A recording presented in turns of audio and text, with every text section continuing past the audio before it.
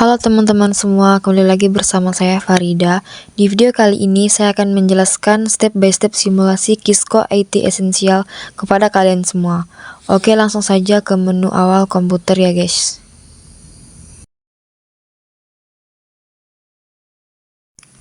Jangan lupa sebelumnya kita refresh terlebih dahulu agar komputer yang akan digunakan berjalan dengan lancar.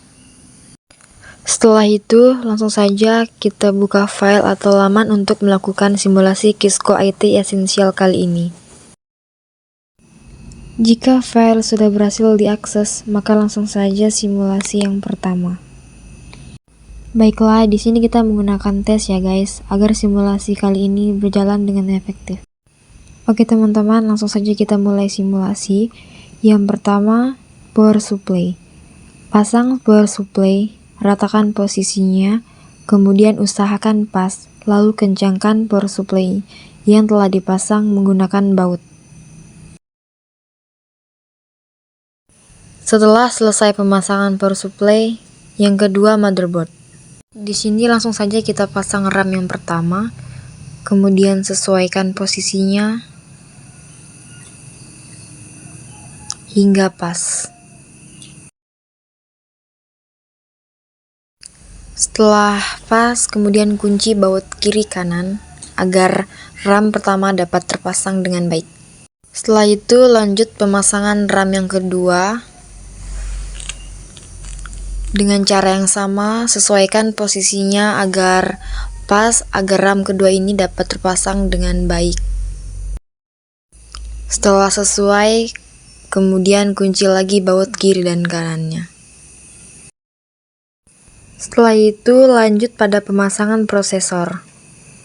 Yang pertama, posisikan indikator prosesor ini agar sesuai pada titik segitiga sehingga dapat dipasang dengan baik. Kemudian kencangkan dengan cara menurunkan kunci prosesor soket kiri dan kanan.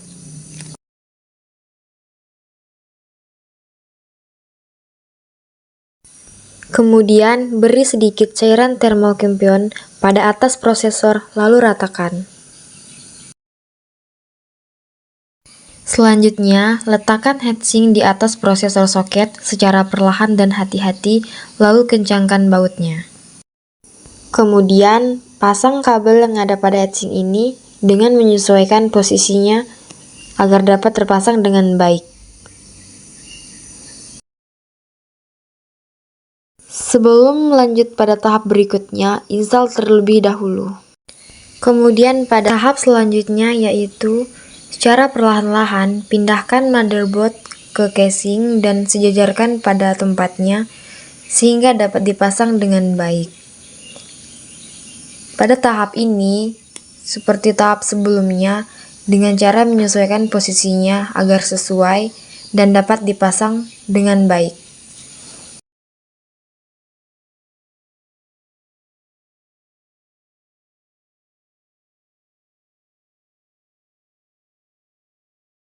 Setelah terpasang, kencangkan dengan baut. Oke, next adapter card. Yang pertama, pemasangan LAN card. Sejajarkan LAN card pada slot 1 pada motherboard.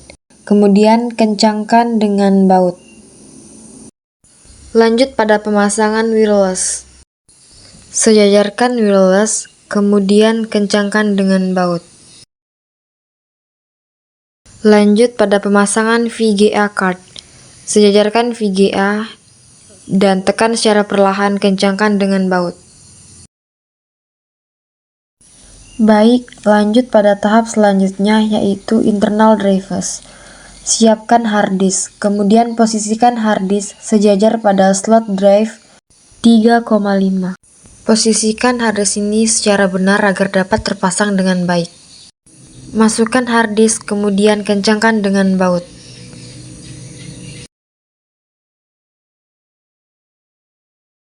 Next, pemasangan drivers in external base. Pemasangan optical drive. Yang pertama, posisikan optical drive hingga sejajar pada slot drive 5,25. Setelah sesuai, Masukkan optical drive, kemudian kencangkan dengan baut.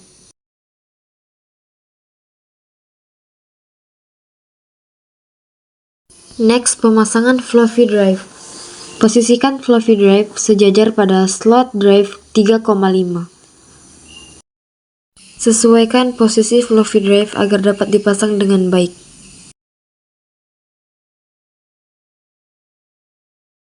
Masukkan floppy drive, kemudian kencangkan dengan baut.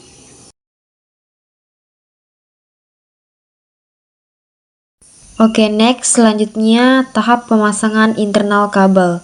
Yang pertama, fan kabel, 3 pin cas fan power ke soket motherboard, lalu tekan.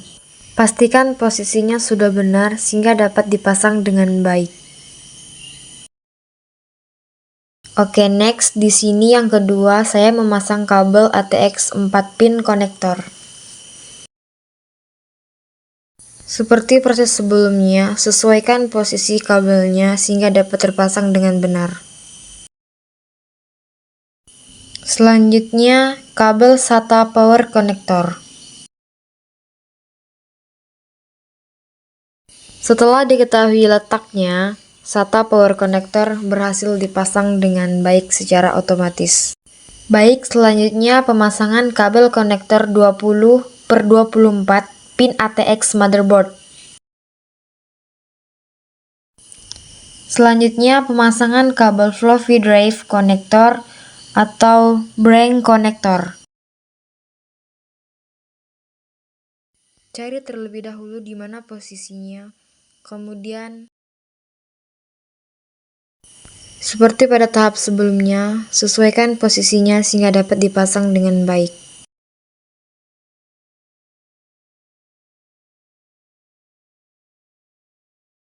Oke, selanjutnya pemasangan kabel power connector atau Molex connector 4 pin peripheral power connector.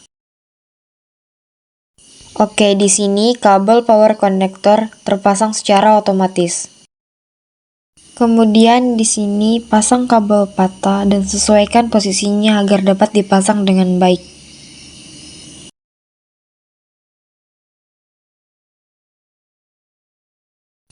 Kemudian sambungkan floppy drive dengan motherboard menggunakan kabel patah. Kemudian sesuaikan posisinya dengan baik sehingga dapat dipasang dengan benar.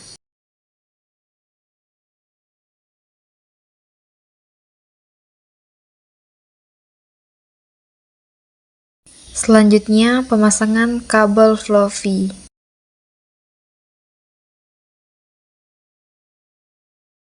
Sesuaikan posisinya sehingga dapat terpasang dengan benar dan dapat berfungsi untuk menghubungkan kabel yang satu dan yang lainnya dengan baik.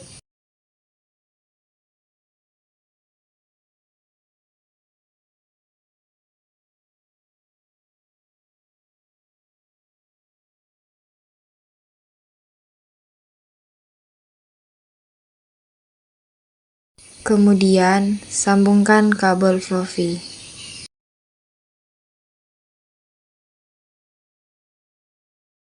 Kemudian, sesuaikan posisinya sehingga dapat dipasang dengan benar.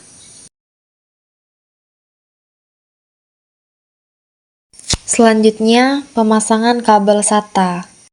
Pastikan posisinya sudah benar-benar sesuai sehingga dapat terpasang dengan baik. Kemudian, sambungkan harddisk dan motherboard dengan menggunakan kabel SATA. Baiklah, selanjutnya kita akan ke tahap berikutnya, yaitu pemasangan internal kabel. Tutup terlebih dahulu casing VC ini. Kemudian kencangkan dengan baut. Setelah itu langsung saja kita pasang internal kabelnya.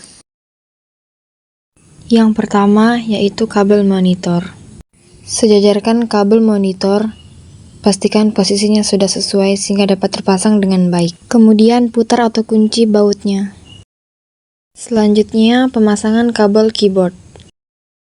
Sejajarkan dan colokkan kabel keyboard pada port PS/2 Pastikan posisinya sudah sesuai sehingga dapat terpasang dengan baik.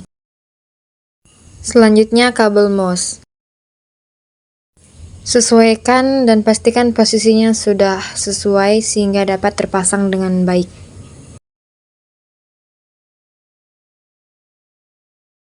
Selanjutnya, pemasangan kabel USB. Sejajarkan dan pasang kabel USB dengan baik dan benar. Seperti sebelumnya, pastikan posisinya sudah sesuai sehingga dapat tercolokkan dengan benar. Selanjutnya, pemasangan kabel internet. Sejajarkan dan pasang kabel internet. Pastikan posisinya sudah benar sehingga komputer dapat digunakan dengan baik.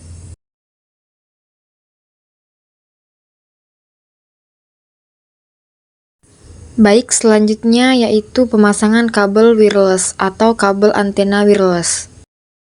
Sejajarkan dan pasang kabel wireless. Baik, tahap yang terakhir yaitu pemasangan kabel power. Sejajarkan dan posisikan kabel power ini dengan baik sehingga kabel power dapat terpasang dan komputer akan menyala. Dan akhirnya, personal komputer ini sudah berhasil hidup dan dapat digunakan sebagaimana mestinya. Sekian dulu video dari saya, semoga bermanfaat bagi kita semua. Terima kasih.